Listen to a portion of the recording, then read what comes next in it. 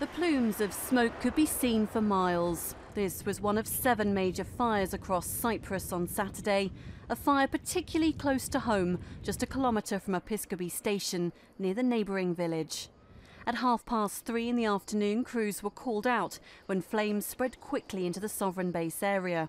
84 Squadron were scrambled to carry out water drops. Along the coastline at Curium, they joined helicopters from across the island, repeatedly dousing the flames with a ton of water. I've worked with bigger fires, but I've never worked with a fire that presented that risk to life, really. It was really close to the local population, that was our main concern. So straight from the off, it was dampening down the fires that were closest to the population, and Episkopi village came incredibly close and was very lucky. The flames were incredibly strong, and the smoke was quite intense, so it was very difficult because when you've got a bucket, we're just under a ton of water, we need to get quite low to have that effect, otherwise we're dropping it and evaporates straight away, so we were right into the fire and into the smoke, so it was hot, smoky and quite risky.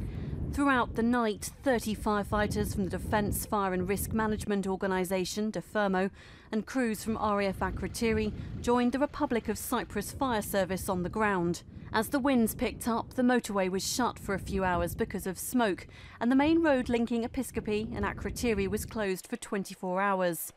3 homes at Episkopi were damaged and 2 people were treated in hospital for burns and smoke inhalation. By daylight, the damage was evident. We've had an unprecedented weekend with very, very strong winds, which are quite worrying.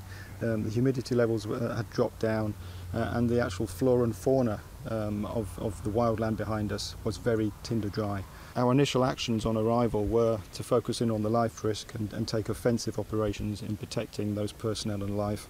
But given the conditions on that Saturday afternoon, we were very quickly were forced back and had to take defensive actions and evacuate houses, property and personnel. At the edge of the village, it's clear how close the flames were, just metres from some front doors, with power and phone lines across the village damaged. The farmland here is scorched right through the valley. Nearly 48 hours on and parts of the ground are still smouldering, and you can clearly see the damage. The farmland behind me was nearly all destroyed, but the farm buildings and nearly all of the livestock were saved.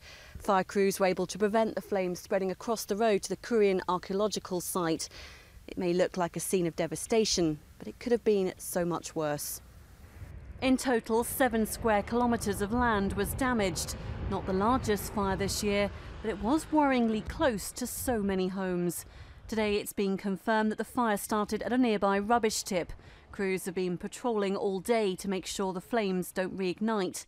They'll be monitoring the area closely for the next few days.